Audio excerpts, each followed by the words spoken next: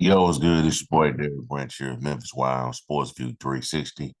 And today I want to talk about what went down last night between the North Texas Mean Green and the Memphis Tigers. The Memphis Tigers are 6-1 on the season now after defeating the Mean Green by a score of 52-44.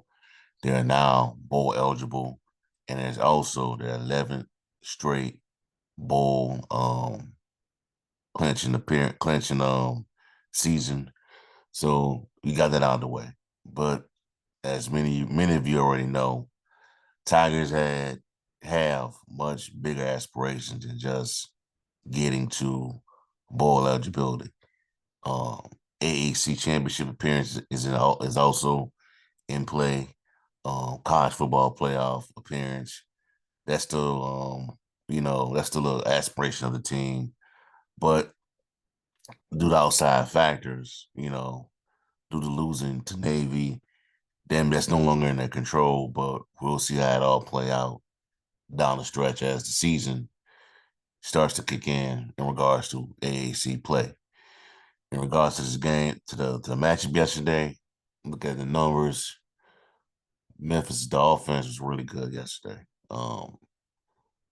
Seth Hennigan threw for 319 yards, completed 24 out of 38 passes, one touchdown, no interception. On the ground, Mario Anderson had a big night, 22 carries, 183 yards, four touchdowns. Um, Demir Blankensee, he was yesterday's leading receiver for the Tigers. Six catches, 96 yards, one touchdown. Kobe Drake, five catches, 82 yards, no TDs. Rock Taylor, he caught six passes, 73 yards.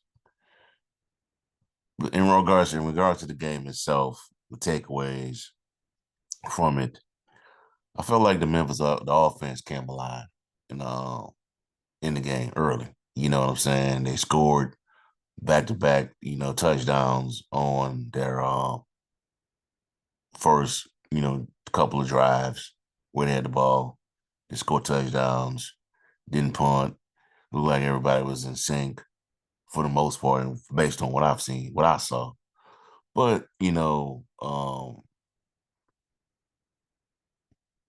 North Texas showed you why they are a up echelon offense this season because every time Memphis scored, they scored, especially in the first half.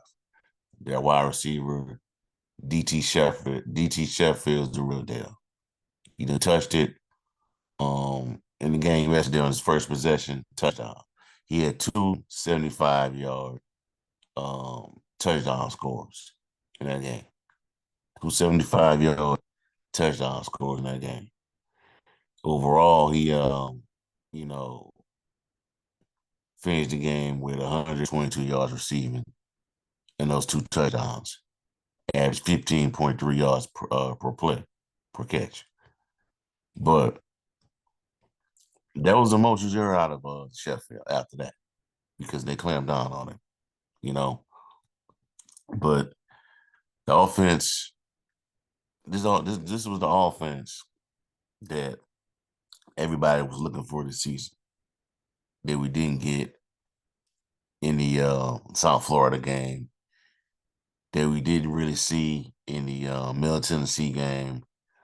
And we really saw that offense trying to, claw itself back into a win when it went against Navy, but we came up short.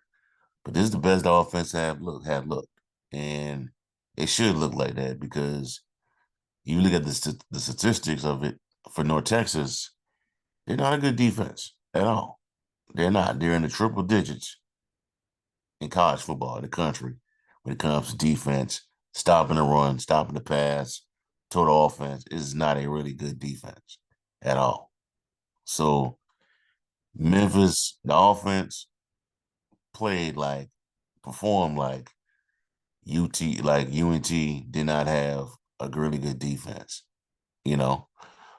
Takeaway number two, Mario Anderson. Huge night for Mario Anderson.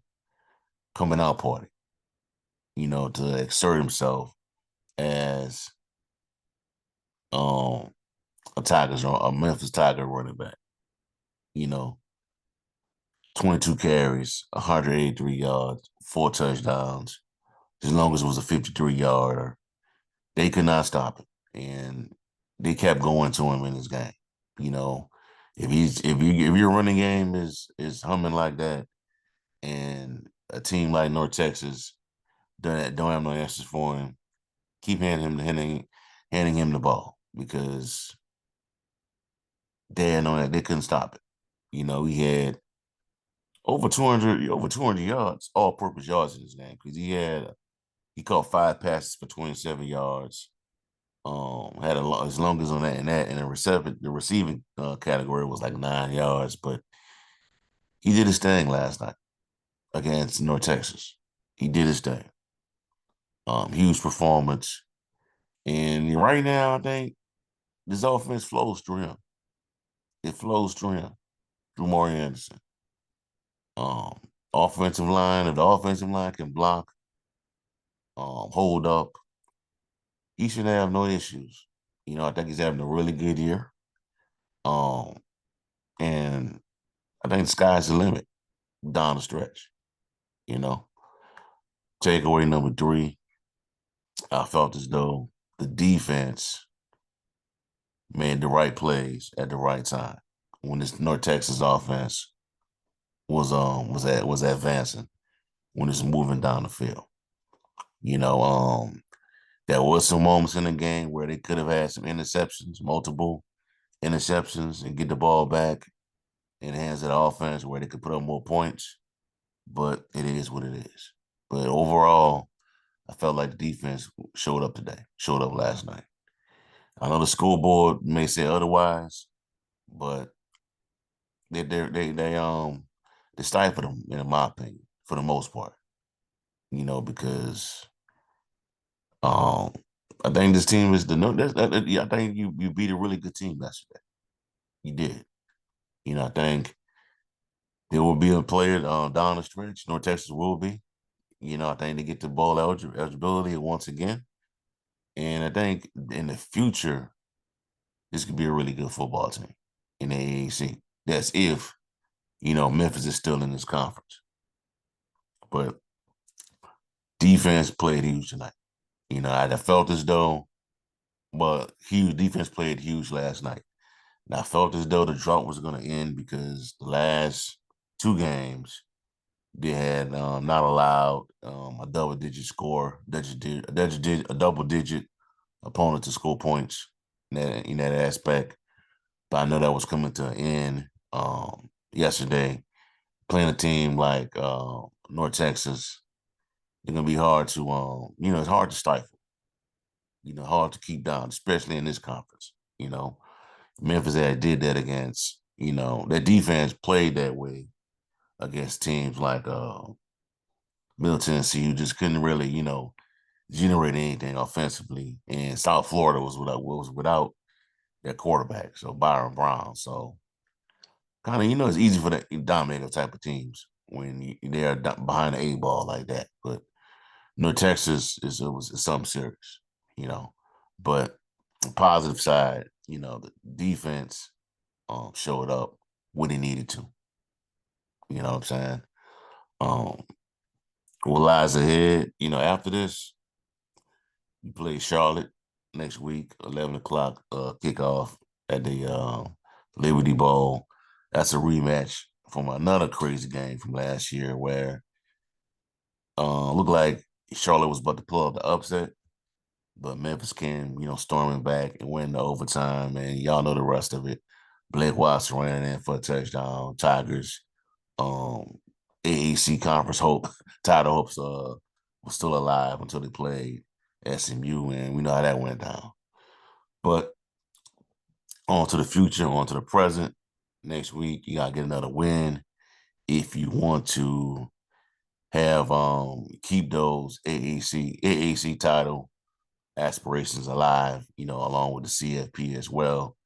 Nobody, saw Navy doing what they were doing, but they are.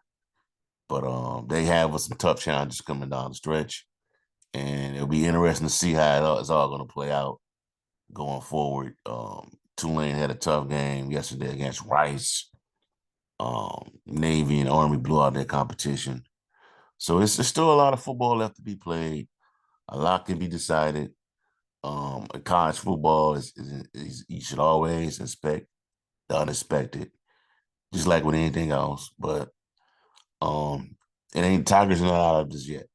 Still have a shot at getting to the AAC title game. Remember, Silverfield won double-digit wins last year, his best in season as a head coach, but they've never won a conference title or period in a conference title game. So pretty sure everybody wants to get back to those standards. So we'll see how it all play out. All right, that's all I have for y'all for right now. Give me a like, comment, subscribe to the channel. Let me know how you feel, what were your thoughts on yesterday's game. If you can, provide some takeaways of your own. And also check out sportsview360.com for latest content on Memphis Tigers, football and basketball content. Have a blessed day. Peace. I'm out.